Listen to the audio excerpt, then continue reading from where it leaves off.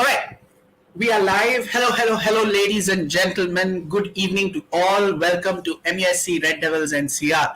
I have Kshitij Bhai with me today on the stream. Hi, Kshitij Bhai. Good evening. Hope you're doing well. Uh, Season's over. It's come to a week.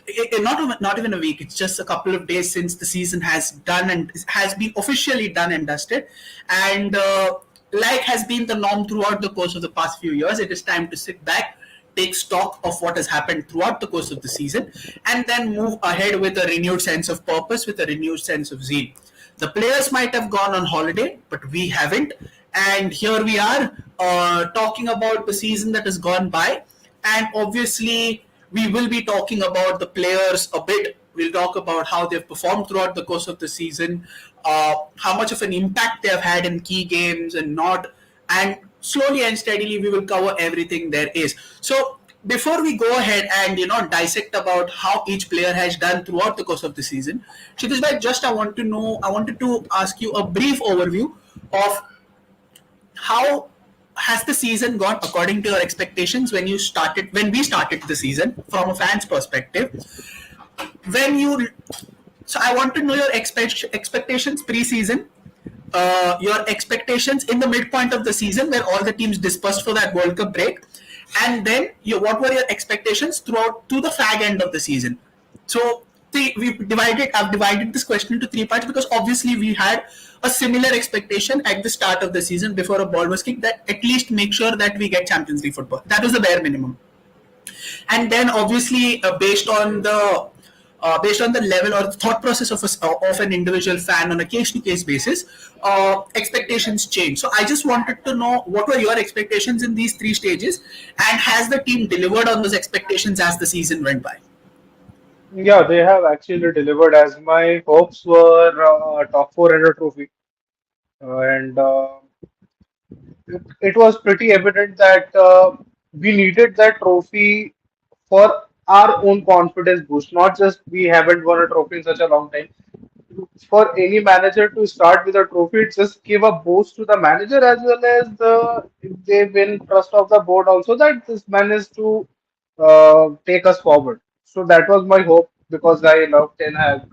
I was supporter of Ten Hag when people were doing poch all the time. I was continuously going for Ten Hag. I know I was maybe I was a minority. Maybe you also supported Ten Hag in all those things.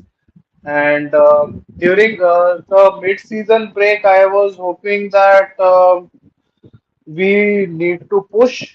But as I also said on one of the previous streams, that if we had our full strength, especially Casemiro and one good striker, we would have made a title push.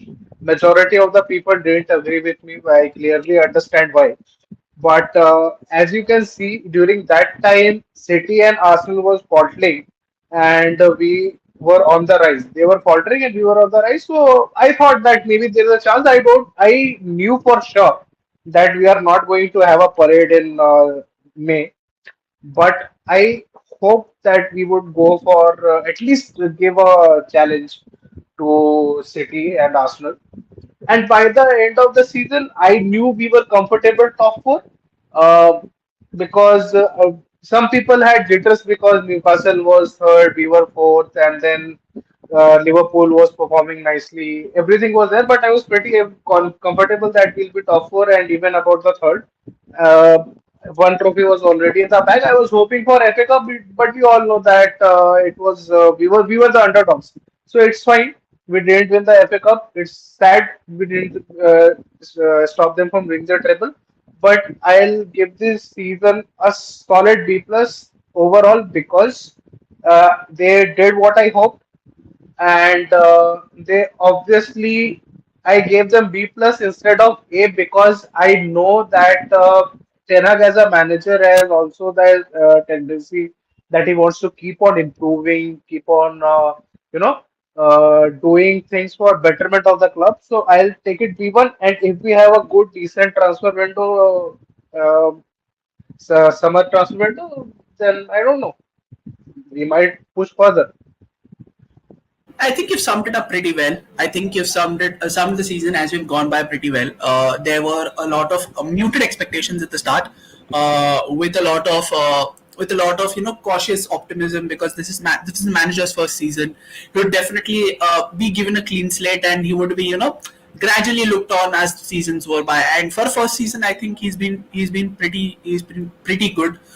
He's performed above expectations, and he's got a he's got a broken squad, and he's got them a level above than what we've seen in the past season, the 21-22 season. So it's a start, and like you said, the overall season is B plus. I'd go along the same lines. I'd go along a B plus as well, and I think that's a fair summation of the season as a whole.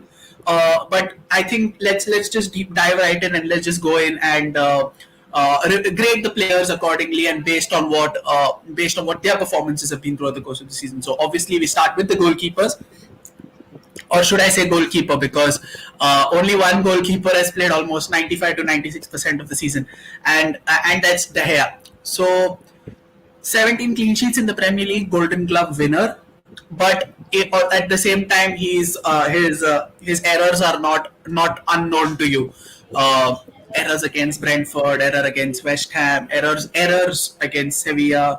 Then his distribution coming constantly under the scanner, and I mean, his mistakes have been magnified more than the good things that he's done. And while there have been mistakes, also there have been instances where he's won us games, or where he's kept us in games, up to in different games. So you'll have to, based on that, I believe that it's a C plus for me. I think that would be a very fair assessment of De Gea season, because I think there are, could say, like, there was a brief period in the post World Cup break where you could see that his all his aspects of the game seen a drastic improvement for a keeper who's been long considered to be very limited as far his distribution and his command over the box was concerned. You could see a very drastic improvement based on his skill set. But then all of a sudden that also dissipated towards the end, and you could once again see the same De Gea who more often than not resorted to punting balls, and then you could see those familiar characteristics. Now I know you are a De Gea support. You mean in DDG's corner, and you have your reasons, and I respect those reasons. But keeping that aside, and based on whatever you've seen throughout the course of this season, good things, bad things, whatever is in the middle, what do you make of De Gea season, and what is your assessment of De Gea season? I was on verge of agreeing with you with a C plus, but I would have my biases in that, and I will say that he was a B minus throughout the season because even though he made big howlers, and I have been a constant supporter of De Gea throughout the time, as you know, as most of the guys know, the way I have talked about De Gea. For a long time, he has saved our assets, or saved our club, everything.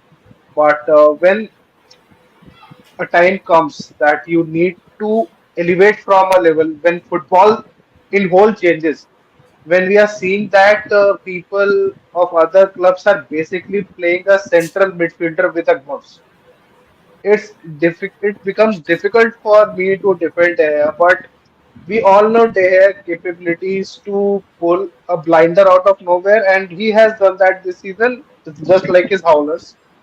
And I will not go and give him B or B plus, but I would stick with B minus, considering he won the Golden Glove, and that award should hold some power in the grading, in my opinion. And if we are going for a young keeper, I'll be sad for De Gea. I will be extremely sad, but I will see it as a necessary change now.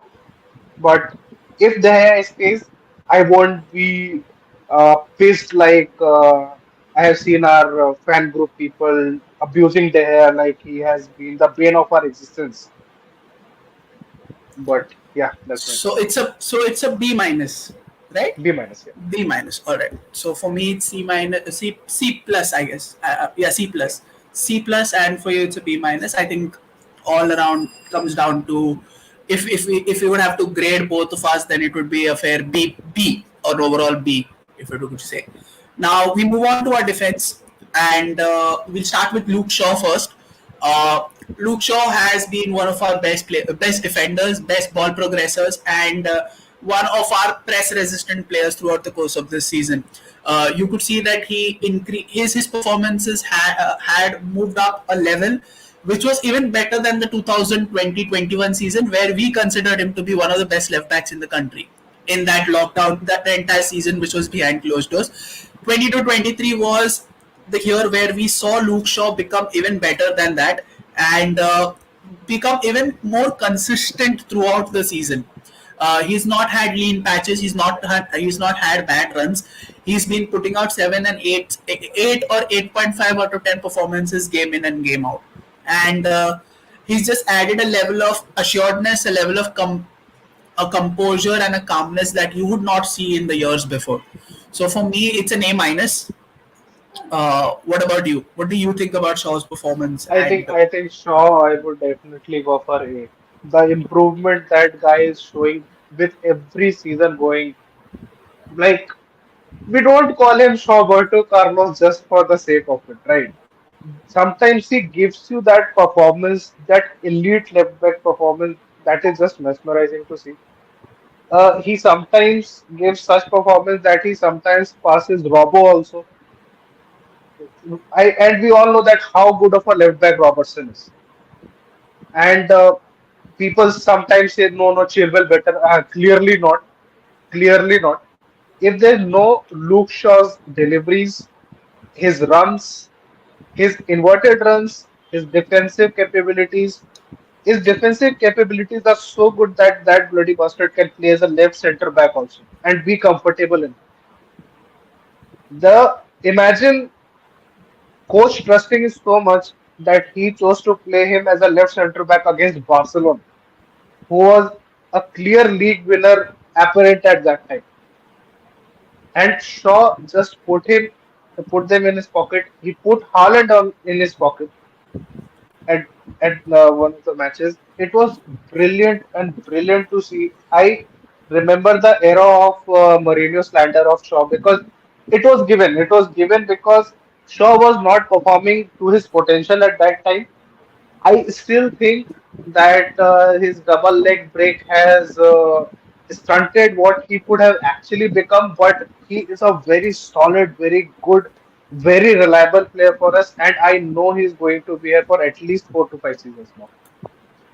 easily, I think it could be even more, provided he stays healthy. I think it could be an easy six seasons or 7 seasons, health and And fitness you provided. can see now he is not injury prone also anymore. He's playing at least 80% of our games, and that is brilliant. And he looks a little lean. He last season you could see that he's become leaner. Obviously, fatherhood has helped in that regard. I think it somehow manages to bring the best out of a lot of players. That level of responsibility that comes from becoming a father. I don't know. There's something about it which makes you become a much more well-rounded individual, not only uh, from the footballing perspective, but then off the field also. Coming, so you said it was an A, right? So I believe it's an A Yes, minus. I believe it's an A yes. minus for me. Let's go to our next defender, and I'll not go to the obvious candidate. I'll go to the one who's been playing recently, and that's Victor Lindelof. Uh, Throughout the course of Victor Lindelof's tenure, he's been a pretty polarizing. He's been one of those polarizing figures at the club. Definitely has some qualities that strike out, but more often than not, while paired with a certain defender who we will talk about later, his somehow it always managed to bring out his worst aspects in full force, in full view. So, but this season, you could see he's another one of those players who's had an all-round development as far as multiple facets of his games are concerned. Uh, he's been very solid throughout the course of the season. Whenever he's got the opportunities, he's been strong in the tackle, and I just came across a stat that he was the player in the Premier League with the highest pass succession rate, around 93%, and I don't think a lot of them were sideways passes. So, uh, over the course of the season, I believe Victor Lindelof has had a very, very solid season for his standards, and I think it's like Leonil says in the chat. I agree with Leonil, but I go B plus for Lindelof. For me, it's a B plus. He's done everything right, whatever was expected of him, and he's come out a much better defender. And I genuinely believe that he should be there as squad depth for us in the upcoming season. What are your thoughts on Lindelof's season, and what do you make of his My performances? First of all, I'll say my grades. I agree with you. It was a solid B plus, solid B plus. It and he did everything a third choice centre back should do. He was very good at deputizing. He was very good when it was comes to rotation.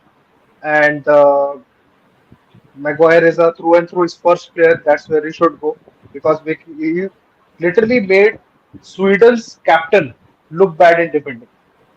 He's Sweden's captain, and again emphasizing it. He's captain of a country in which Zlatan was playing.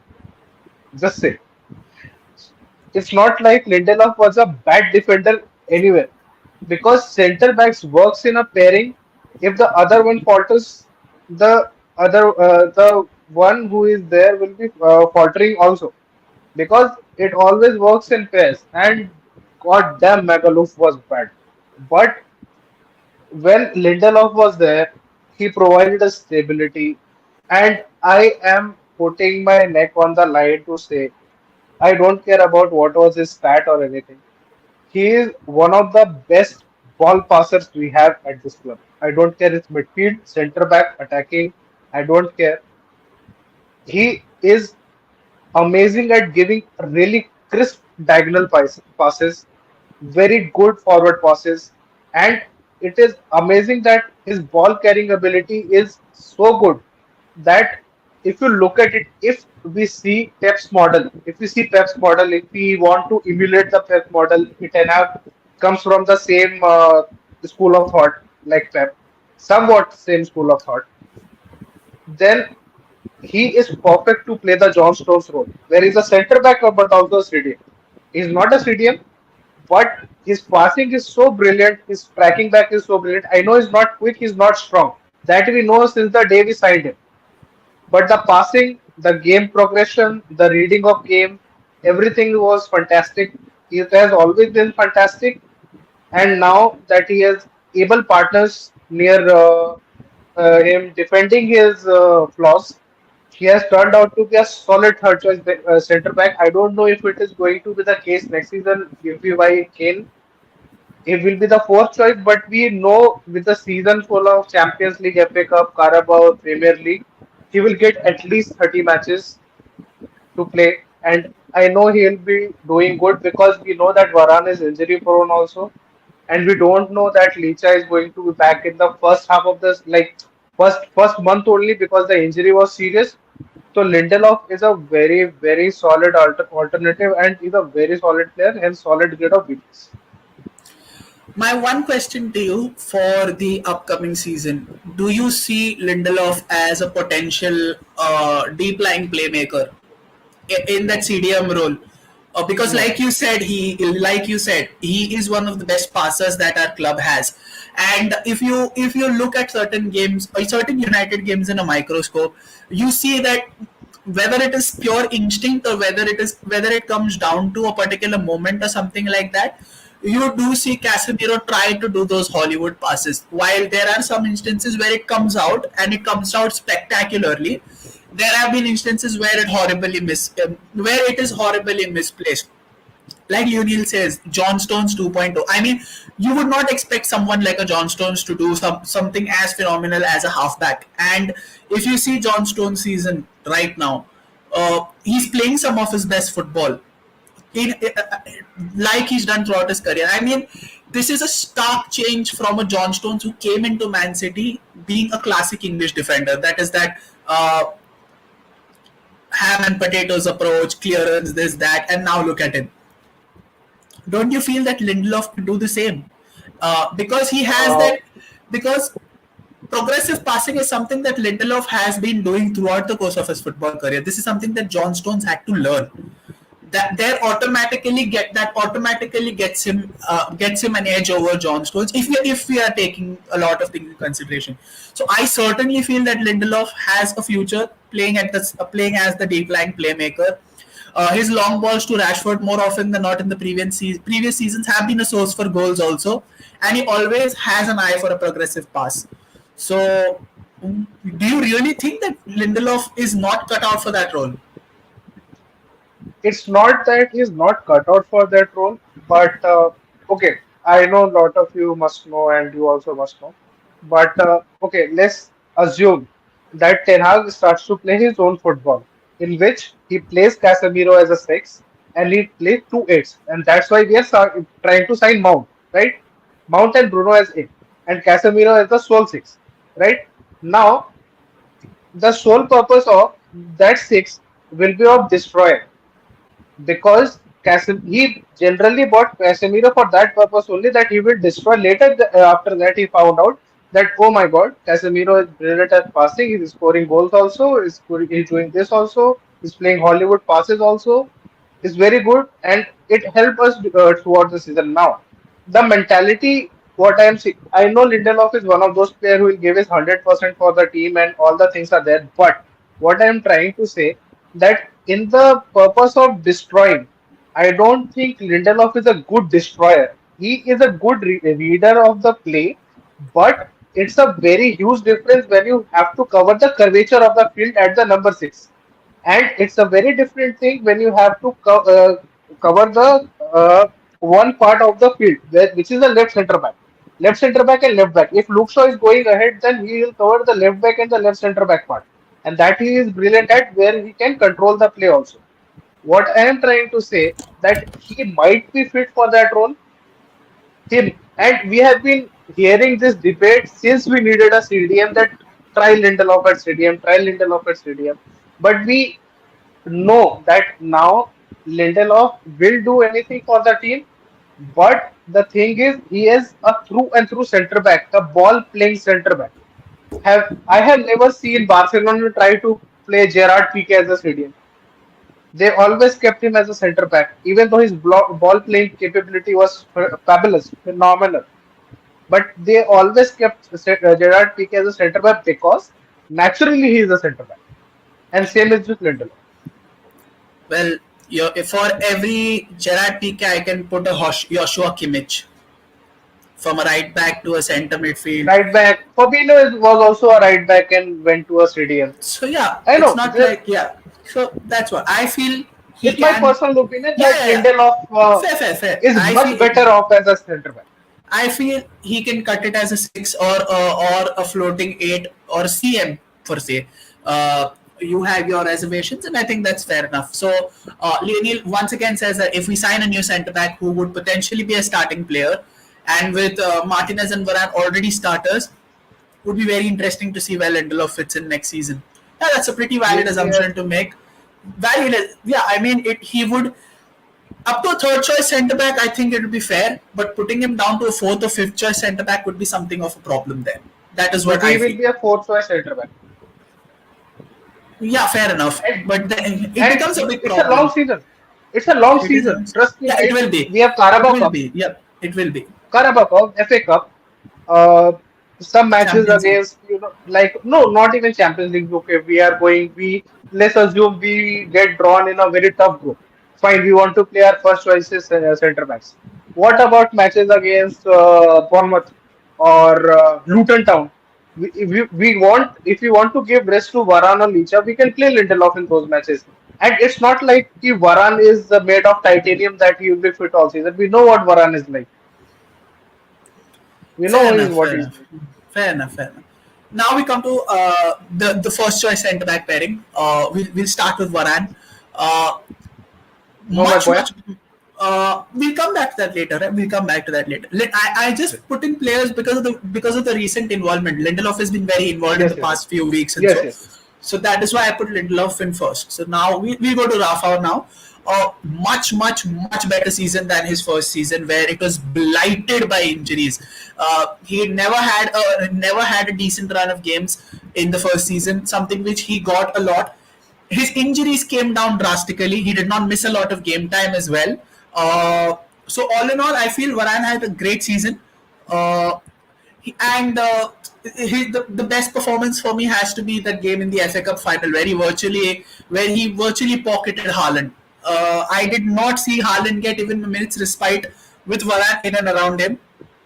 Varane was the literal definition of Sam Dam Dand and Bathe against Erling Haaland in that FA Cup final. He did everything possible to make sure that Haaland did not get the better of him, and you could see it at the end when Haaland won the throw-in of Varane. You could see that the man literally let out all his pent-up frustration and pent-up energy that was there against Varane. That minor victory that he got in that game. So for me, I'll go an A. I'll go an A. No A minus, no A plus. I'll go an A. He was very very good. I think he can do better, and we can manage his health much more better now that he's announced his retirement from the international setup. So that gives him enough time to recuperate also, which will also make sure that he's in good shape. Because that's 2 weeks to at least 6 or 7 weeks that he gets a good rest and comes recharged, because I think he's 29 now. I guess if I'm not mistaken, he's 29, right? Still at the peak. If we manage to get if we manage him very very well and good enough, I think he can easily give us 45 to 50 games a season without injuries. So for me, it's an A. What are your thoughts on Varane, and what is that one performance for you that comes in your mind when you want to link Varane with this season? Okay, my philosophy is little bit different than yours because since I started watching football, the centre back thing has always been a game of pairs for me. And we know that our main choice of centre backs are Varane and Lucha, and I'll give the pair of them a solid A plus. But when it comes to just Varane, I'll give him a A. Beautiful football. There's a reason he is called as Rolls Royce of defenders. There's a reason that he's good at passing. He's not as good as Lindelof, but he's very good at passing. And he has controlled, he has maintained his backline. He has been a leader of a backline. As he was never a leader for a backline at Real Madrid, it was always Ramos. It Yep. was always Ramos who maintained his troop, who maintained everything. And this time the responsibility came on Varane.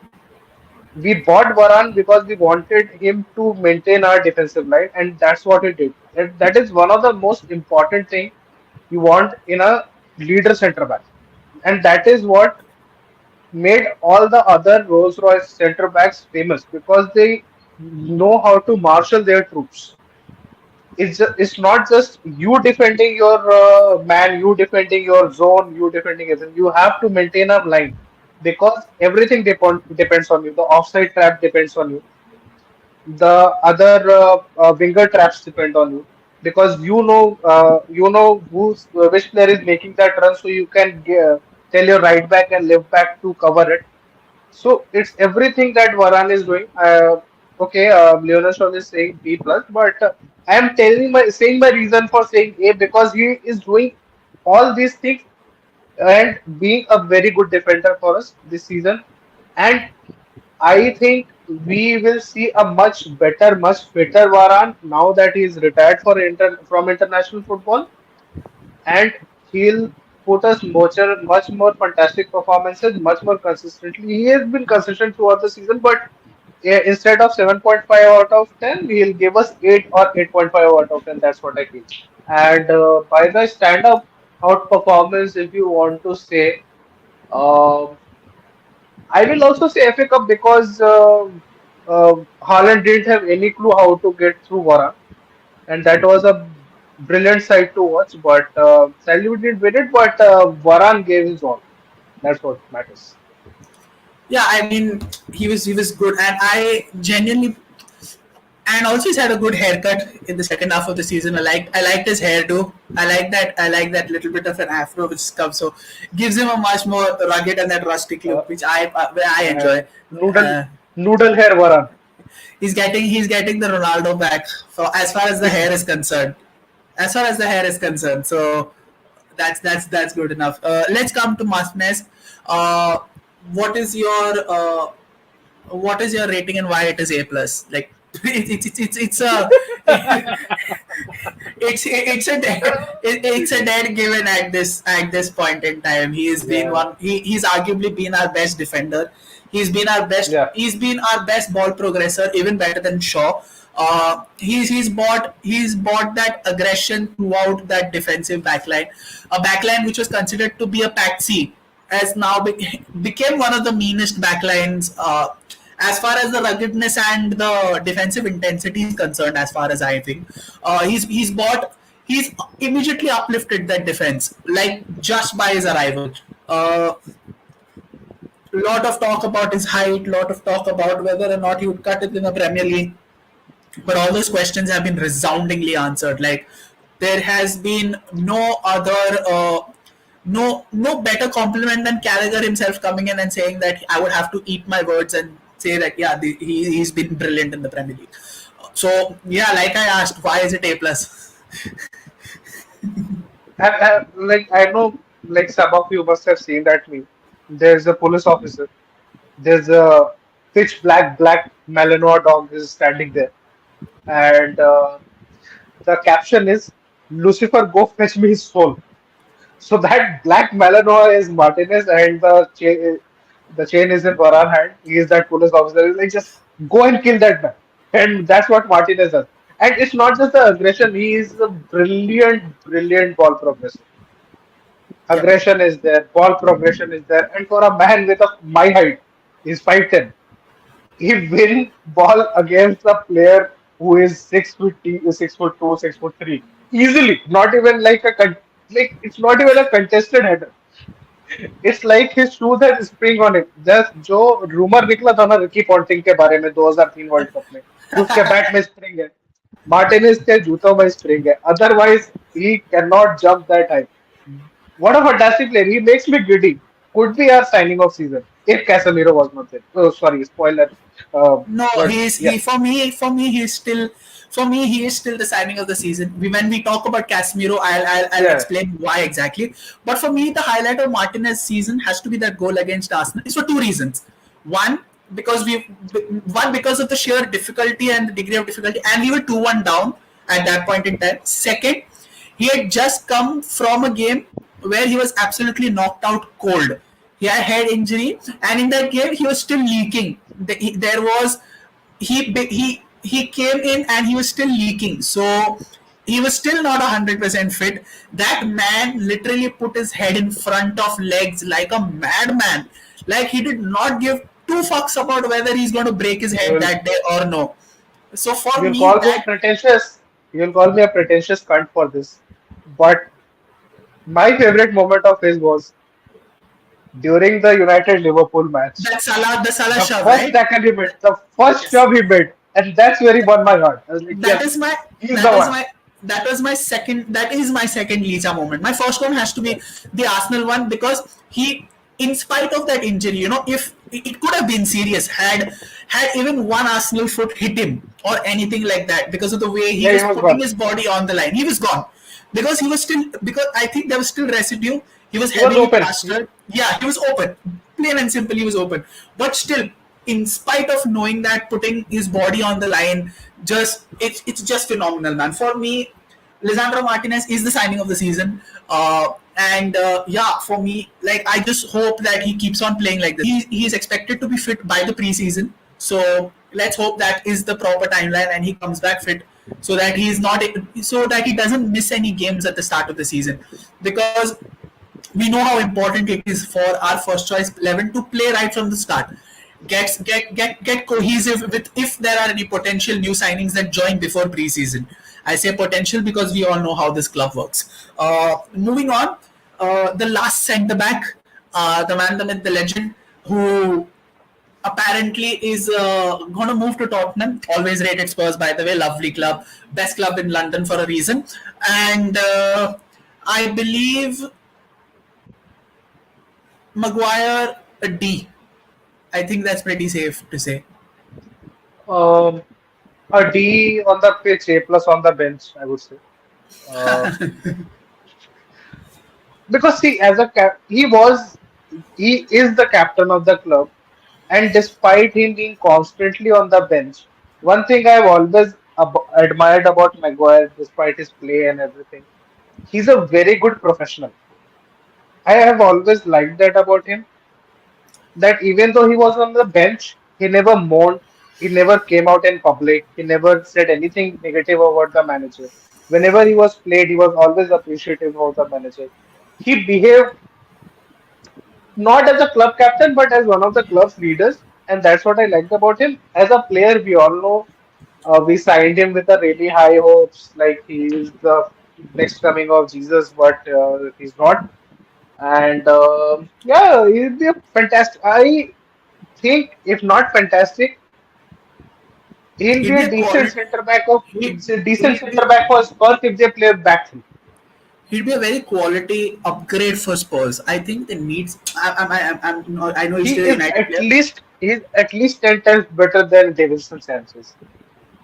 I'd say he'd be better than Christian Romero also, but yeah, he is better than both of them. For fuck's sake, have you seen Christian Romero play? That man is like a donkey without a brain. Like he's absolutely useless. I don't know how has Argentina won the World Cup with him at the back of defense. For fuck's sake. Otamendi, That's an even bigger matter with respect to Otamendi making someone as brainless as Christian Romero look good in defense, man. Come on, this guy is just I useless. no, but I differ thoda sa with your opinion here. I think there is an unpolished player there.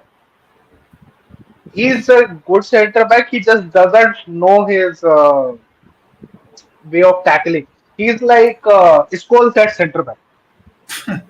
Not the passing Lionel capabilities and all that, but I'm talking about the tackling part here.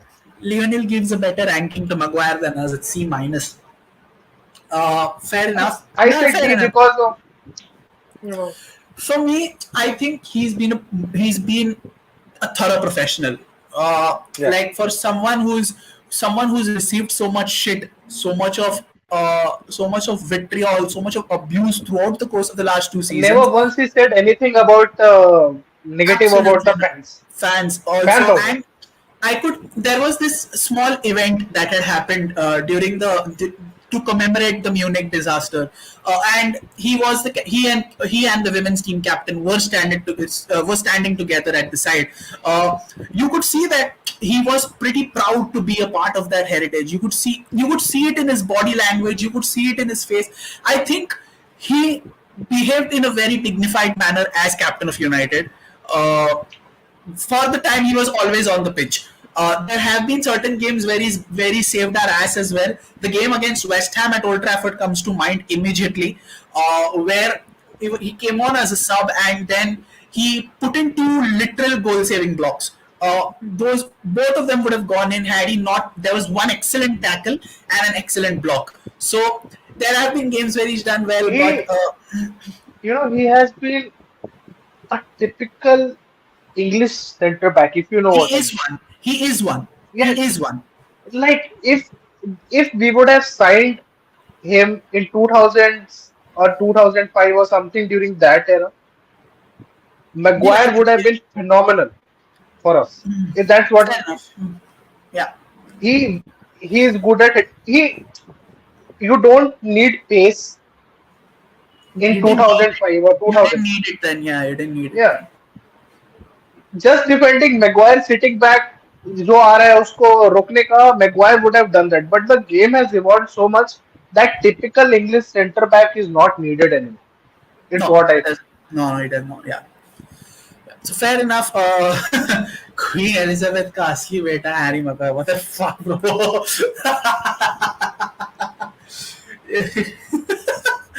Conceiving him at 64. Very fucking weird, man. Very No. fucking weird. I don't know what you're on about, but still. So let's come to the right back position.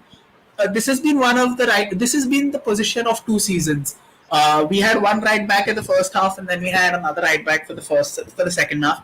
Let's start with Dalo, obviously because of the fact that he's recently inked a multi-year extension with the club, and so for me also Dalo's season throughout the course has been divided into two parts: pre World Cup, post World Cup. Pre World Cup A plus, absolutely without any doubt. Post World Cup would come down to a B, a B minus. I'll say a B minus. So overall, if I had to put them both into perspective, I think that comes around as a solid B plus, a solid B plus, or maybe an A. I'll give him. I'll give him an A. I'll give him an A because for that first half of the season, he was excellent, and he was coming to grips with that inverted fullback, coming in, getting into the central areas, uh, putting in crosses with much more frequency, and he was getting to terms with that Ten Hag philosophy in a much better manner. So that was good in the first half. But then after the World Cup, he had that injury. Post the injury, was not the best version of himself.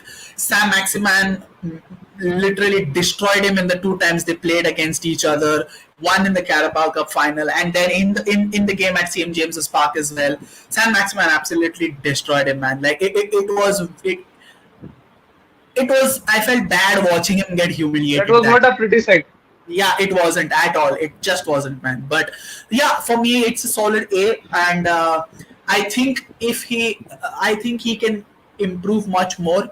Right now, he shows a mixture of both these characteristics of classic right back as well as that inverted full back. We need him to be good. We need him to improve much more. If he and I think that this contract is a show of trust on that ability that he's going to deliver. What do you make of Dalo's season? I genuinely Your think that Dallo and Van Bissaka are going to be our right backs for a very long time. fair enough. Because, yeah, coming to Dallo, I can't believe that people were saying sell him and sign Denzel Dumfries. Uggs, no, no, Uh, no. That guy's if you remember that time that's disastrous, man. That guy's in disastrous. That guy is an in accident January, waiting to happen. people will see what a Denzel Dumfries when Grealish will play against him. Grealish will ruin the fuck out of Denzel Dumfries. You are It's, making the it's you're not even all. a joke. It's not even 10th, and you're already making the final unwatchable for me. Please don't do that. Just don't. Don't do that. Don't. There's still 4 days. Let us cry that day. Why are you making me cry 4 days in advance? Just the very thought. You just put this thought in my mind now, and for the Have, next have, and just for the have, next 4 days, have, this is going to take free real estate in my head. What is wrong with you, have, Shitich? Come on. have faith, have faith on Lakata. Our Lakata. Have faith on Uh, Lakata. the guy with the powers of Megan the Stallion. You know how to pound. This all I'll say. So, what I'm saying is Dallo has been fantastic. He was fantastic in the first half of the season, and we knew we figured it all out. And people were saying, okay, sell Van Bissaka, get Denzel Dumfries. Then in the second half, we were like, okay, sell Dallo, get Denzel Dumfries. I don't know what the hula hoop is about Denzel Dumfries is. I have seen him play. What a horrible right wing back. Oh my God. I just can't deal with this rumor.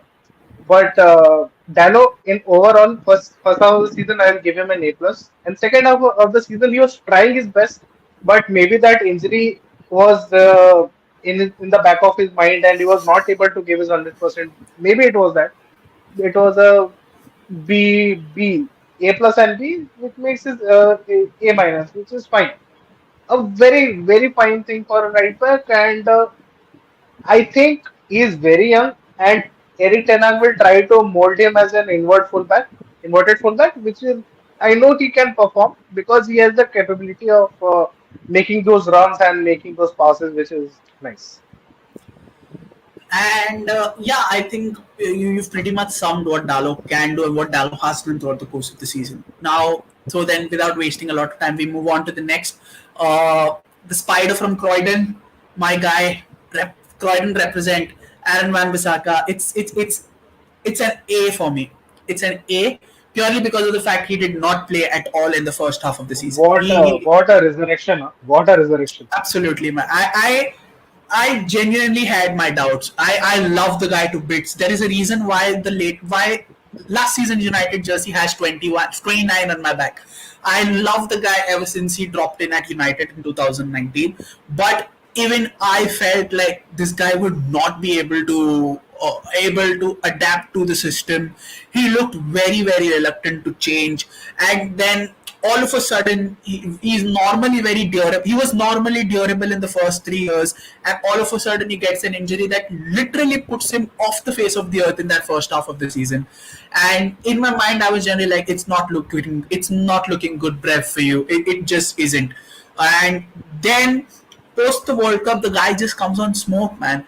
You see this guy sending Rodri and Bernardo for kebabs left, right, and center.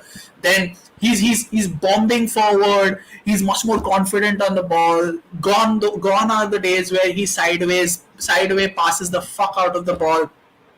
And then his 1v1 tackling has always been elite. He literally saved us the game against Crystal Palace when Zaha was 1v1. And Zaha himself said that no one other than Aaron in that side does the scoop tackle and takes the ball away from him. And my word, he's been sensational, man. My word, he's been sensational. Like, the transformation has been absolutely insane. There are certain areas where I'm still irritated by the guy still doesn't shoot. He's so reluctant to shoot that he wouldn't shoot even if his life depended on it. Like, he needs to do that. There were so many chances in the FA Cup final also. Just fucking take the shot, dude. Why? What are we doing? Just take the shot. Doesn't matter if it goes on targets. Our expectations were already low. When you have the ball in an attacking area, you might as well shoot. One will go in if you take 100. There is this dialogue in a movie that I watched, Uncle Drew. You miss 100% of the shots you don't take. So automatically, just take one. Just let it just let it rip. I've seen this guy. This guy has an insane shot with him. He has a lot of power when he actually goes to take the shot. Just take one. And He doesn't have the confidence. yeah, that's what. And he started crossing a bit, but it's still not enough. Not an enough volume of crosses. Like Yeah, yeah. I mean, you can see you the can see Trent amount. yeah, he puts in still a Bisaka amount of crosses, Yeah, but yeah, but those crosses have been good. I'm not saying the yeah. success, the crossing success rate has been mixed, but he's put balls in good areas in the recent past. So for me, it's an A. For me, it's a proper A. I think he can do much better. I still believe if we can turn him, we can work wonders if we turn this guy into a proper centre back. But then that's a very unpopular opinion. I think I'm the only guy in the United fan base who might have this opinion for Bissaka as a centre back. But yeah, what are your thoughts on Van Bissaka's season? For me, he's the most improved player. Uh, Taking everyone whose last season, the 21-22 season, is taken into consideration, I certainly believe that Van Bissaka for me is the most improved player in the side. Like, no questions, that no My one's close. my most improved would surprise you, but okay. We'll talk about Uh, that. when, Yeah, yeah, when this Saka, what brilliant defender. absolutely. As a defender, he's a brilliant player. But we all know again, modern right back need to bomb forward, need to put in crosses, need to make those runs in the channels. That's what he's learning under Ten Hag, and Ten Hag is a very good coach. I know he can make him learn on that, and I hope he make him learn on that because we have, I think, and in potential, two of the best right backs in the league and in Europe. If That's a they just very fulfill big. their potential. That's a very big statement to Yeah, make. That's a I very know, big statement to make. I know. It's just that again, they're very unpolished in the areas. Like for example, Dalot needs to improve his defending. Van Bissaka needs to improve his attacking. So you know they need to like if they can be fused into one, we would have the best right back on the planet. All I'm saying. But it's just that they need to learn both of these things. And I think Van Bissaka is trying to learn all of these things by just by seeing him play. He's making those efforts, he's making those runs. He has a good partnership with Anthony. He's performing well.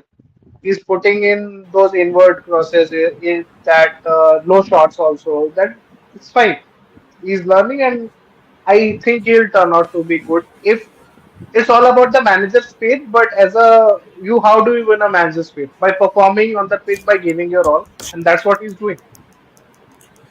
There was this interview that where someone asked him, why don't you smile?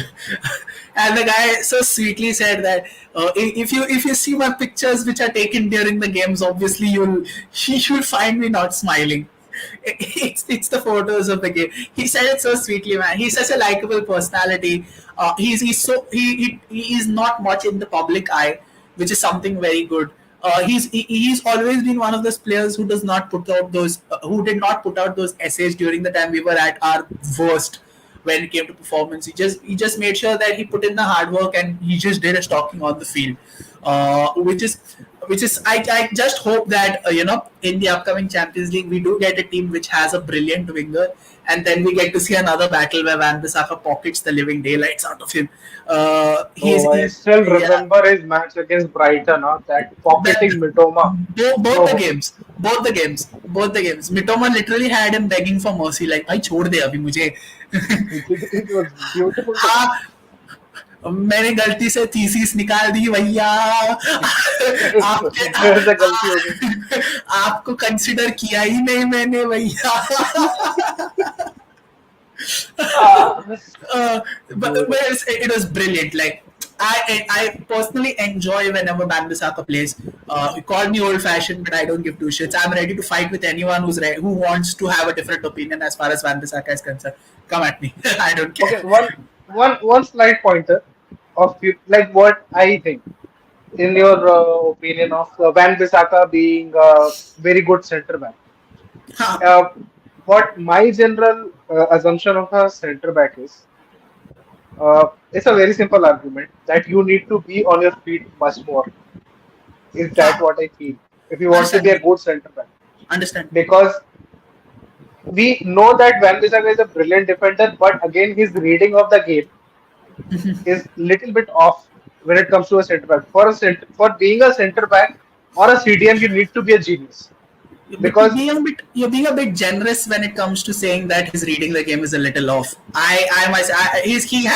He has genuine problems with positional and spatial awareness. That guy does not know where yeah, his near. I think especially he does especially not when know it where his comes to the near. back post corners, especially the Exactly. back post corners.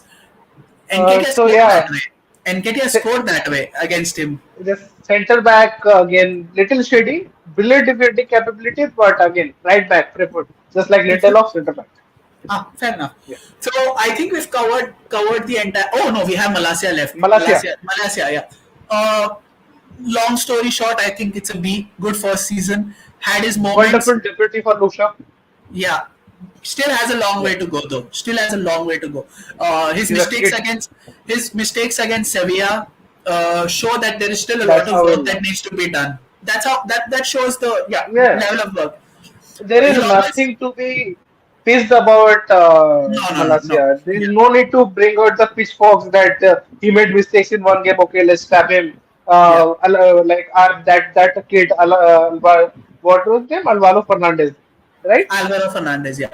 Alvaro Fernandez. Yeah. So like, okay, bring him. Malaysia is shit. Okay, only 15 million. What to do? Calm down, chill. Let the player grow. We are Manchester United.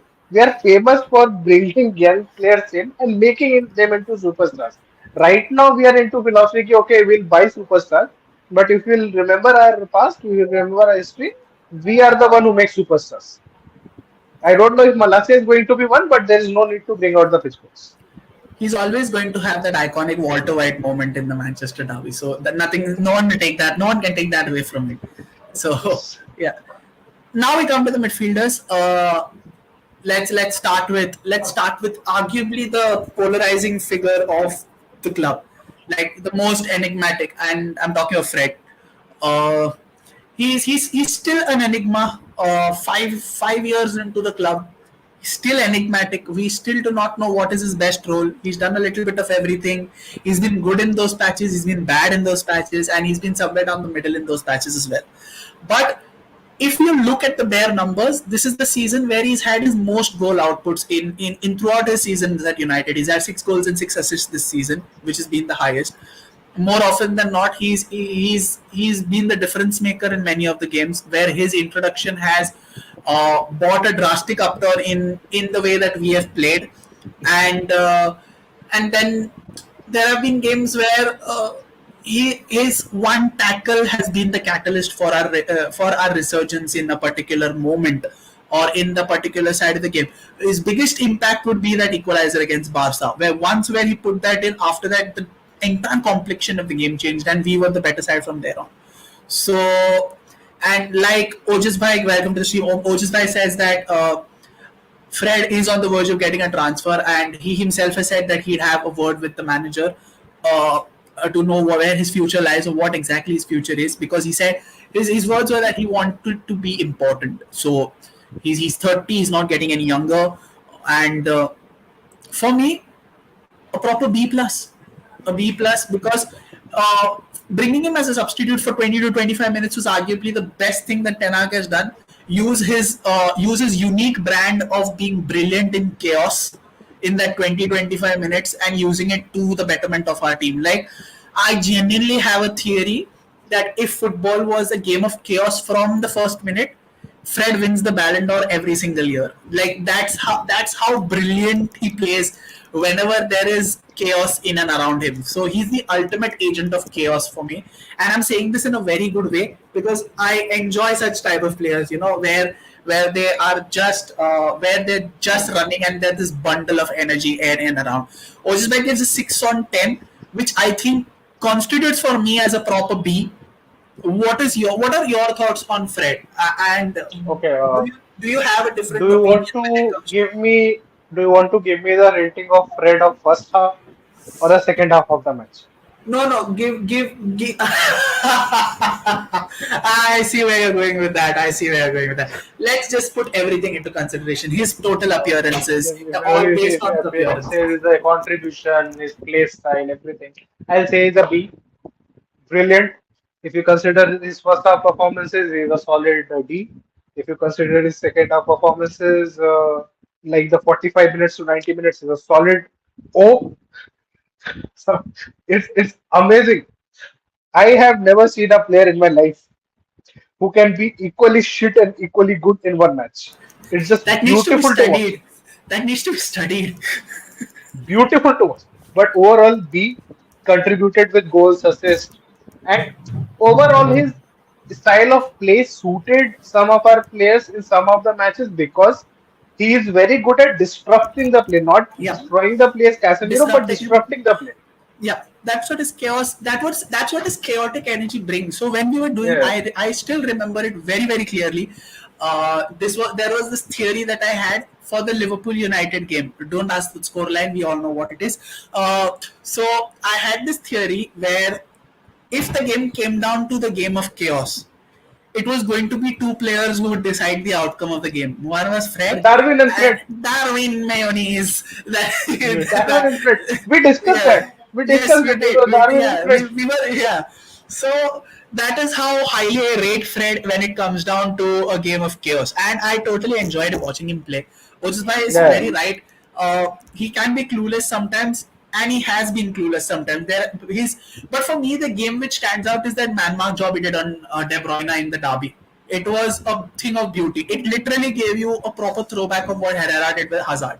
Like What I would put at a close second is match against Spurs. for me, The Barca. 2-0 For me, won. Barca. For me, Barca. Because of the sheer impact, sheer importance of the goal, the sheer requirement of that goal. Because had he not scored that goal, we would have been we would drift into nothingness from that point onwards.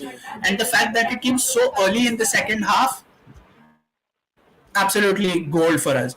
So B for me, Fred. I hope he gets a good transfer to if the Fulham transfer materializes. I hope he has a great career there because I will never have a problem as far as Fred is concerned. Yeah. So yeah. So next is his fellow compatriot, your signing of the season, and that is Casemiro, another midfielder who had his best season from an offensive perspective throughout his footballing career. Not just for United, but throughout the course of his footballing career with Madrid, with Porto. You name the clubs that he's played for, and this is his best season. Instantly transformed the fortunes of our midfield. We got him 5 years after, 6 years after consistently crying for a central defensive midfielder. As United fans, we've been crying for a CDM for more than half a fucking decade, and The last solid center defensive midfielder we had was Fred. Just say. Was Carrick. Yeah, Carrick. And Schneiderlin threatened to be that for a certain period of time until he did not. Until he did not. So yeah. So immediately elevates the standard. Immediately shows what a world class number six can do.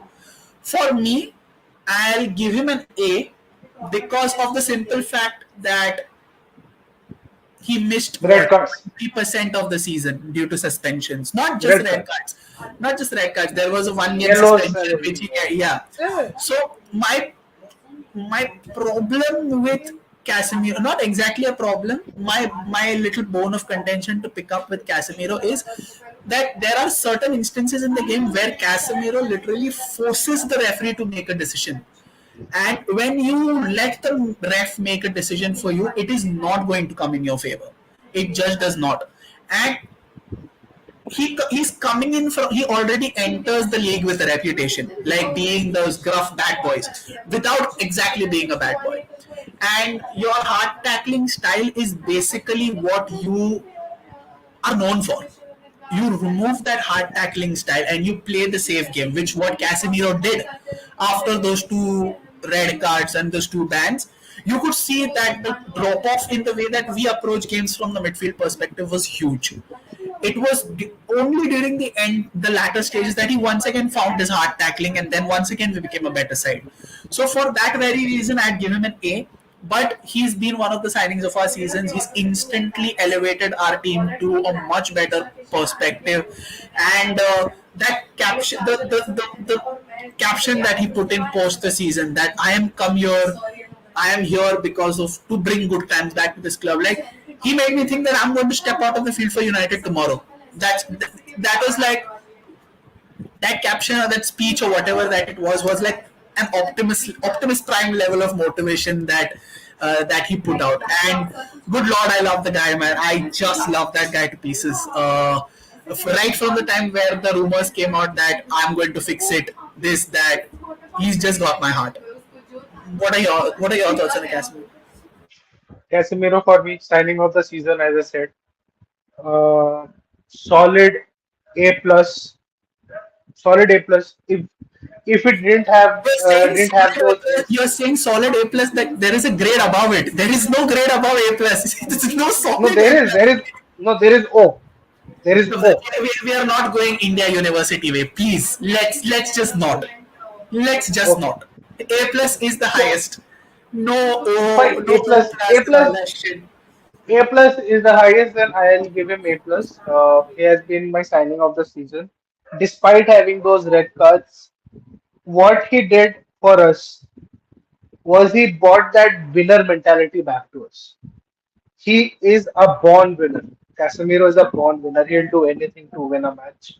And in my opinion, and in obviously Oja's opinion, he is the best CDM in the world. He is. He just is. You can take your Rodriguez, Kimmich, I Fabinho, don't think that is a anyone. debate. I think he is. He just is.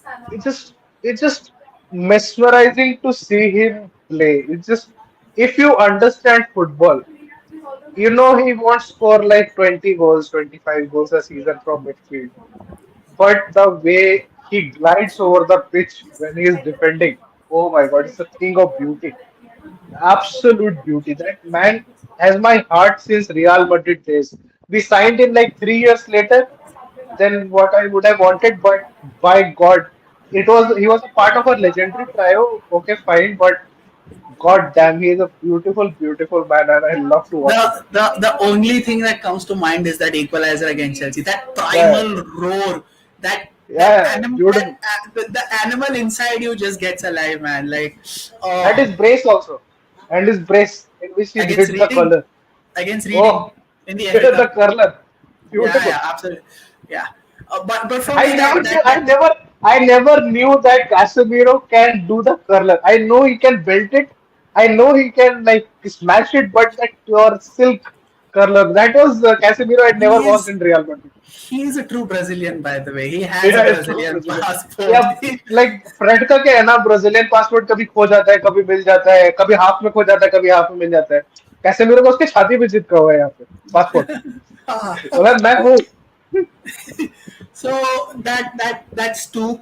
The third midfielder, Christian Eriksen. Now it is a very complicated thought because up until that injury where Carroll decided to murder anything and everything who was in his way, Ericsson was pulling the strings for our midfield. Like he felt every bit like an absolute steal on a free transfer right up until that point where he got injured. You could see him, you would see Bruno being liberated by Ericsson's presence. Ericsson's intelligence, his game savvy, his ability to slow the game down when we needed it at just the right time.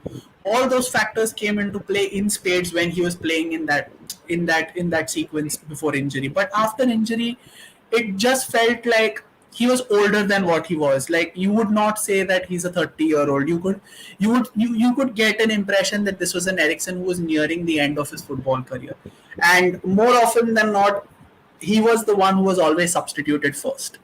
And it was a pretty and even in the FA Cup final, you could see that he was just not able to do anything. Man, he was just like a headless chicken, and the likes of Rodri, the likes of De Bruyne, all of these guys were just running circles around him. So for me, I think a B minus for Ericsson sums up his season. Like I think he did a decent job for what we paid for him as far as the transfer fee is concerned. I think he's been absolute value for money as far as a free transfer is concerned. But from the upcoming season onwards, he should be a proper bench option. I think he knows it deep down inside as well that he won't start games, and he will not be in a position to start games.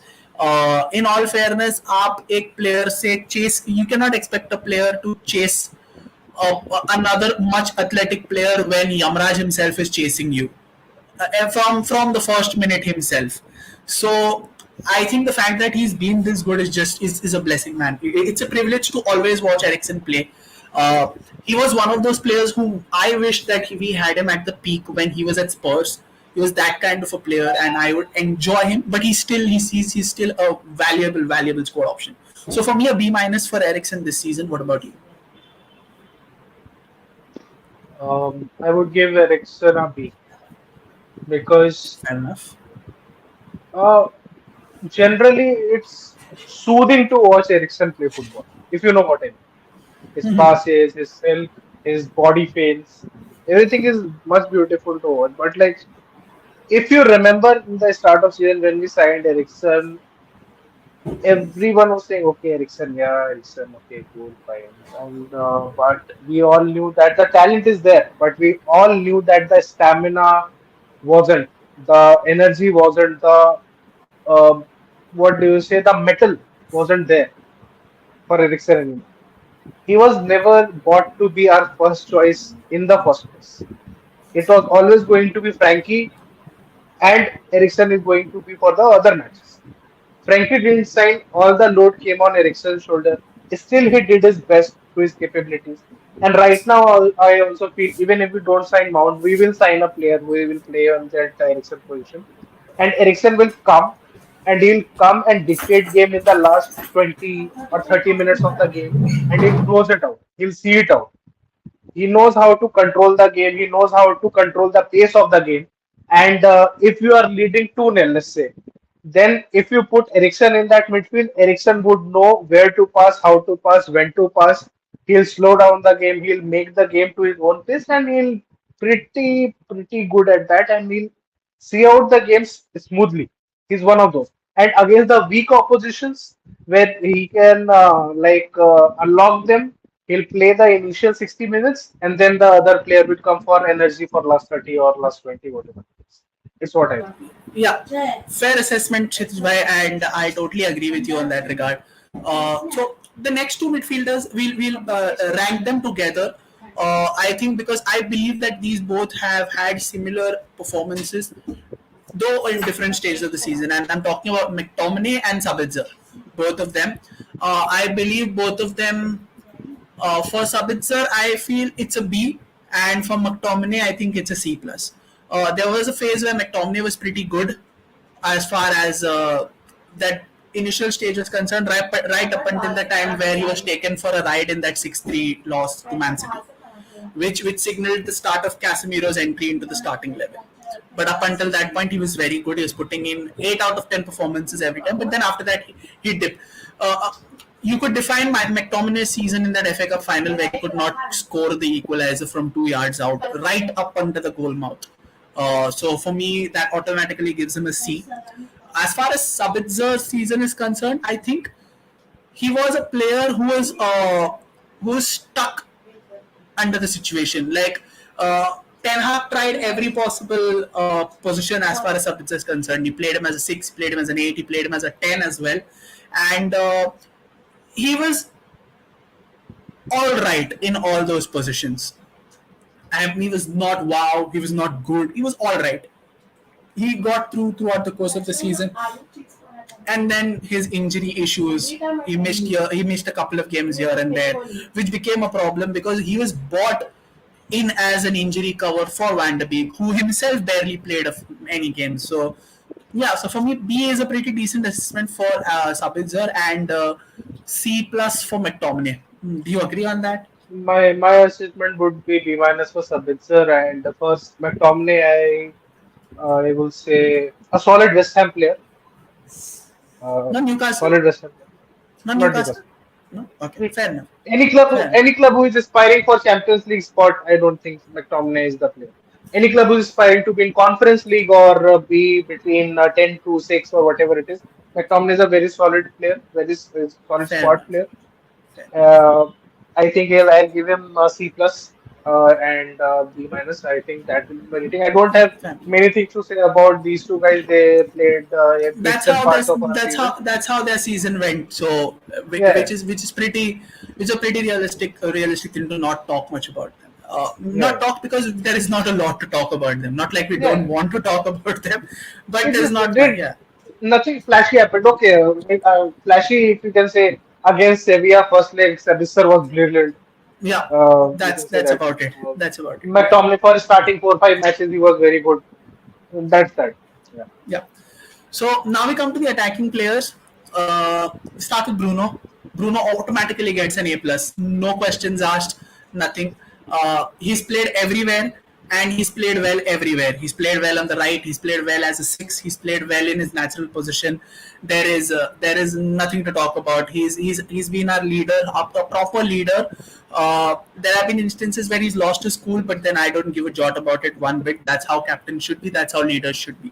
And for me, I think he should be there in conversation for captain of next season right from the start. So for me, it's an A plus season for Bruno. No questions asked. For me, Bruno A plus and player of the season. I knew Oh, it was very surprising. Yeah, nice, nice. I No, told you it's no, surprising. no, it's Uh, not. I think if Bruno, you, because yeah, if we look uh, without Bruno, we look like Hugh Hefner without Viagra in his 80s. let's the Sevilla game, Yeah, yeah. second leg. Basically, a limp dick. That's what we have without Bruno. He Yeah, makes us stick. He creates chances. He created 109 chances this season. a 109. serious striker, man, a serious Oh striker. my God, that man works his socks off. He is a brilliant ball player. He sees plays which no one sees on the pitch. He is such a beautiful player to watch when he's playing. I know moaning part is there. Okay, fine. Sometimes it gets frustrating for us also. कि अभी अभी खड़ा हो खेलना. Mm, But he genuinely loves United. I can see him the way he plays for us. That man is made of machine. I'm telling you, he doesn't get injured. He doesn't. He runs off 90 minutes, 120 minutes. You give him whatever the fuck it is. That man will be continuously running up and down the pitch, creating chances, tackling, winning fouls, everything. We know what Bruno means to this club. Even though his output was not as good as the season from before, but still 13 goal and 13 assists from this season, we consider it decent. I'm just saying, 13 goal and 13 assists for a midfielder. We are saying it's a slow season for Bruno, but god damn that man is. I know he looks like Kermit the Frog, but he is beautiful to me. He will be beautiful to Kermit, me, and he's my captain. For me, it looks like Sid the Slot in Ice Age. For me, he looks like Kermit, but man, not just 10, at 8 also. What? He is a proper quarterback. Proper quarterback. Oh Absolutely, my yeah. God, the passes to Anthony and Rashford from those positions. Beautiful player, my man of the season, my player of the season. I know Casemiro is there, Rashford is there, but man, without that fulcrum of Bruno, we are nothing. A plus Absolutely. and plus. There's no disagreeing with that. Yeah. Now we go to the wings. Let's start with the left wingers. Let's start. No, let's start with the right wingers. That's Jadon Sancho and Anthony. Two players who I'd give different ratings. Anthony for his first season, 11 involvements, 8 goals, 3 assists. I think that's a pretty decent return. Although for me, I would have expected at least 3 or 4 more goals and a couple of assists more. But 20 goals and assists this season. I think 17 or 18, anywhere close to 20 would have been good. But 11 goals or assists is still not a bad return. Uh, I think it's a solid B plus for Anthony in his first season. Uh, or if I would be generous, I would go for an A because of our team looking entirely different from a defensive standpoint when he's always taken out. I genuinely believe we would have had a much more competitive final had Anthony started over Sancho, and I still stand by that because of his work rate alone. They got a lot of liberty from that left hand side. They just did a lot. They just made a lot of their moves from that side, and it was very obvious to see that the likes all these guys, whenever they were on the left side of the pitch, they made merry. So I think Anthony is a B plus. As far as Sancho is concerned, C minus. I think, in spite of the backing that he's been given, in spite of the support that has been thrown on him as the manager, there just seems to be something that is not clicking for him. He looks to play the conservative game every single time. He looks for the safer option. The Sancho at Dortmund was someone who never hesitated to take on his player, dribble past his player. We are not seeing that here. We are just not seeing that here for some reason or the other. So for me, a C minus for Sancho. I hope that changes in the coming season. If it does not, then we will have to make a decision on whether we have to cut our losses on him or no, because there is a lot of investment put on him from a physical standpoint, from getting him up to speed on a mental and emotional level as well. So we cannot say you cannot say that we have thrown him under the bus. We have given him all the support that he requires to flourish at this club. And in spite of that, if he's not able to give us the results that we need, then there are questions that need to be asked. So for me, it's a C minus for Sancho and an A for Anthony. Okay. For Anthony, I would say B, Okay. and for Sancho, I'll say C minus. Now I'll give you my reasoning for it. Yeah, fair enough. Okay, why did we say Maguire as a D? Because let's assume if we bought Maguire for 10 million, right, and he was giving those performances, we would say, oh wow, a solid C plus or solid B minus. I know for generally it should not matter, but it does matter. We bought Anthony for fuckload of money, and what my expectation was 20 goals and assists for this season. I know it was very difficult for him coming to a new league, much more faster league, much more physical league to get those numbers. And it's not his fault that he accrued that transfer sum. But when you are spending that much money on the player, there comes a responsibility to perform. He did perform. He played his socks off. I agree to that. His defensive work rate fantastic. His crosses needs to improve. His right feet need to improve. His decision making needs to improve. His hairstyle needs to improve. That's what I'm saying. So that's what I generally mean by Anthony. That despite having the attitude to give his all, he was lacking somewhere. Maybe it was the jitters of playing in Premier League for the first season. Maybe it was that. But I expected little more of him. But still a very solid player, and I see him growing from there on. I know some things are there, but we are just talking about the player season, and I just see him pushing on from here.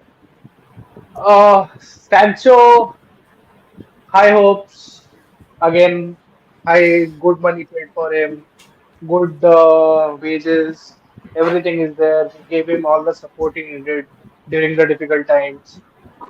It's just, you know, it looks like that Sancho we bought has lost his mojo. He has lost his mojo. Like for a winger from a winger from South London, you know, you need to have a certain kind of aggression, not aggression of shanking people like they do in South London, but normal aggression on the pitch. But that aggression is missing somehow. That aggression is lost. I don't know what happened to Sancho. Maybe he's not getting that striker who is playing 1-2 with him, or maybe he's not getting those runs in which he used to get at Dortmund. Something is there. But like if we can give Anthony Martial 8 seasons, we can give Sancho one more season to prove his mettle. Yeah, precisely. That's what I Absolutely. want to say. Yeah, fair enough. Give We him one come to more the season. left We'll wing. see. Yeah, absolutely, I agree. The one more season, if it doesn't work, then questions have to be asked. Makes no two bones about it. Garnacho A plus. Next step obviously becomes to get to stake a claim in first team. We all know how devastating he's been after coming off the pitch as an impact substitute. He will have to show that quality over the course of 70, 75, 80 minutes when he is given the opportunity, because I'll give A minus, sorry, A minus, not A plus, because his performances while starting have not been up to the mark. There in the games that he has started, you can see that he gets predictable. He shows off his moves right in the very first 10 minutes, and then the defenders get a fair understanding of what he's going to do, and then they adjust their plans accordingly, which automatically makes Garnacho ineffective. That is something that he'll have to work on. He's still young. He's still a teenager, but there are points that he needs to improve on. It's an A minus. He's had a brilliant season, nevertheless, and there are rumors that he's been given the seven shirt for the upcoming season. Let's just hope that he withstands the curse. Uh, okay. Sadly, I will say B plus for Garnacho Okay. because when you get that tag from everyone that you are a generational player, that you are a player who can change the fortune of a club, it shows. It shows. I know he needs a lot of development, and hence the B plus. He has the potential to be that A plus player who is wearing seven for us and is worthy of having Viva Garnacho as his child. But his temperament needs to improve, his decision making needs to improve, which will come with age. For a first season, he was fantastic as an impact sub, hence the grade. If he would have just played at the impact sub and given those performances, I would have said A or A plus. But he also started some of the games where defenders easily figured out what was Garnacho is going to do. Just don't shoot every time. Find other place. You're a winger. I know you have the tendency of shoot first. How about you find some players? Make 1-2 passes. You're a winger. Create some game. I know you have pace, you have flair, you have everything. You have dribbling. You are a fantastic player. I know. But develop this game, and then you will be a fantastic A plus player. This season, I'll say B plus or A minus for this season. Fair enough. Uh, Now we come to the strikers. Three strikers. Let's not waste a lot of time. Rashford A plus. A Uh, plus. his best season, and he's only expected to kick on from here. You can see that he's become much more smarter from an in-game perspective. He doesn't stray offside too much, and he's become a very integral part of that United side. Let's just hope he signs his contract extension as quickly as possible so that I his future will is tied thank down. uh, I will thank Benny McCarthy for that actually, not Yep. Eric Ten. Special mention to Benny Is for his Benny finishing McCarthy drills. is Yeah, the one. yeah. His finishing drills have been very very effective in making Rashford the striker that he is. A first 30 goal season since Van Persie 11 years ago just goes to show how much of an improvement that he's had in that regard. Martial and We Weghorst, always knew. We always knew that he had that in him. That's why we called him our star boy. I have fought with at least 10 people on the same topic when they say that Rashford is generational. I think Rashford has a potential to be a world-class player, and he showed that this season. But to be generational, he had to give this 40 goal, 35 goal, 40 goal season till he retires to be called as generational. I know he will break Rooney's record. I have feeling that he'll break Rooney's record. But to be generational, truly generational, to be generational, what do you mean by generational? That you are carrying the club on your back. Even though you have other superstars, you are the superstar of that team. So I hope Rashford becomes that. Right now he has shown a world class season, and if he carry on like that, he'll be a world class player. So we come down to our other two strikers on different ends of the spectrum. Anthony Because Martial A for and Wood effort. Weghorst. So I'll go with Martial first. It's simple, a D, because the man was injured throughout the season. Yeah, And it becomes even more frustrating because whenever he came on, he had a goal he involvement scored. throughout his a goal or an assist, whatever. He always had that whenever he came on. Makes it more frustrating. We wanted him to play throughout the course of the season. It felt like he was getting serious if his preseason and his regimes were anything to go by. But then injuries are you can be as talented as you can. If you're not available, it doesn't make a difference. So it's a straight D for me. I hope we cut our losses on him, but for some reason Ten Hag does seem to love him, so he might make sure that he plays another season. I'm not sure, but for me, I think it's time to that we come and Yeah. cut our losses as far as Martial is concerned.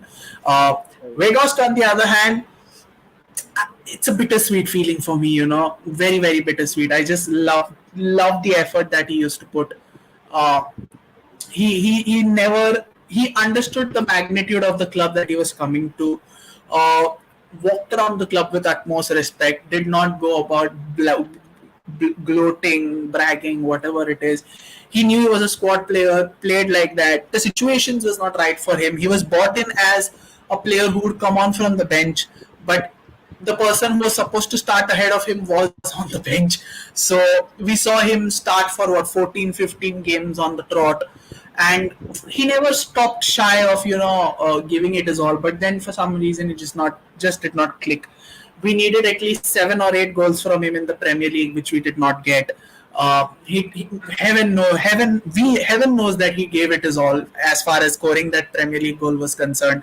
He did everything he could, man, but he just couldn't get that goal, and that is what hurts me.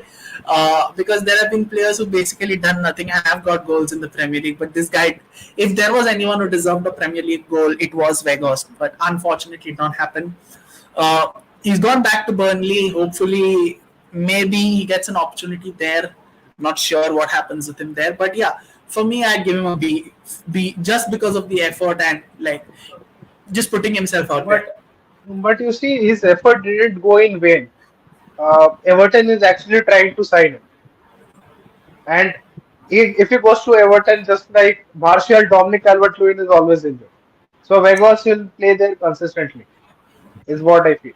Needs to score though. So Again, it comes down to the fact that he needs to I score, don't which know. is Maybe, something maybe, that's the maybe at problem. a lower level club where the expectations are low, he'll score 10 to 12 goals this season. I mean, Everton I is don't know. as I think you still believe Everton is a top club based on the performance of the past 2 seasons. Really? I don't know. I am a old romantic. I started watching Premier League since Yeah, 2002. but two But 17th place I am finishes, two consecutive 17th place I know. finishes. It's just you cannot call a club small if they have won 9 Premier League. Not 9 leagues, not Premier Leagues, 9 league titles. But okay, fine. Everton is not a big club and huge club, uh, but they are still big. But They're a good institution, yeah, but I think they are way towards the off on. downfall because just the same reason as us, they are owners. But yeah, I want to give Vegas. I want to give him a C plus. I know he's a D, but I want to give him a C plus because that man loved playing for us. He knew what that The badge guy knew meant. all the Like United chants, for fuck's sake. He knew the it's United beautiful. It's chants. beautiful. Like he was like Odin Igalo but white.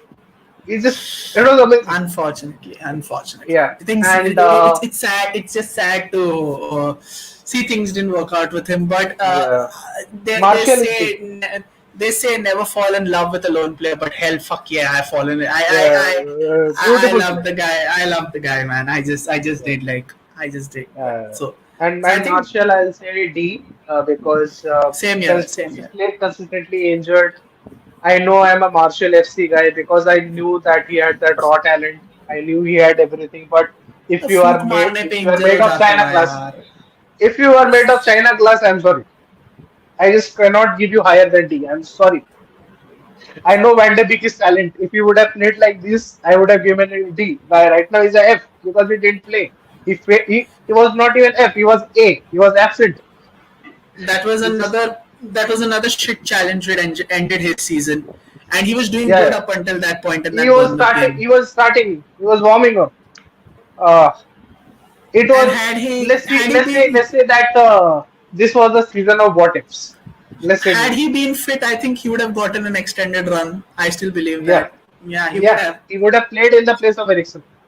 Exactly. But see, again, things not meant to be. Hopefully, next season. I think this brings us Season to of the what end. ifs. Yeah, I think this brings us to the end of the player report card for all the players. Because of the simple fact that the players that we have or call as our bench barely featured at all. The other players barely featured. So I don't think there is any rhyme or reason or any sort of inkling to rate them because they've barely performed. They've not even had 5 appearances or so. I would give Pelestri a B for emerging player. I'd give him a I C don't plus. know. I'd give him a C Yeah, plus. the talent is there. I don't know what Eric Ten Hag is saying in the training. Maybe he's not seeing that Pelistri is training that well or something like that.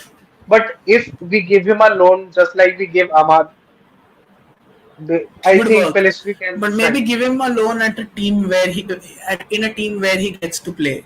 Yeah, yeah. The last loan at Alaves did not work because he barely played there. And we're Send him talking back about Sunderland. Send no, him back Sunderland. I think it's time. I think he's much more refined than Ahmad, so I think you'd give him a Premier League loan straight away, somewhere like a Brighton or somewhere like a Crystal Palace, for example. Makes a lot of sense. Let's see what happens.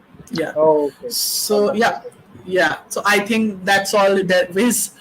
Thank you so much to all for joining us. Thank you so much for your comments in the chat section. Smash the like button. Do subscribe to our channel. Do share this video to as many United fans as possible. The off season continues. So does our content as well. We have much more in store for you guys. So please come in large numbers. Do support our channel. Do help us grow. We're hoping to reach 2,500 subscribers by the end of this month. Do follow us, do join us in our journey, and follow us on our social media as well on Instagram and on Twitter. Do join us on our ever growing family on WhatsApp as well. With that being said, this is Delvin along with Kshitij Bhai wishing all of you a good night. Do take care of yourselves, stay safe, stay healthy, and up until the next episode, it is GGMU to all.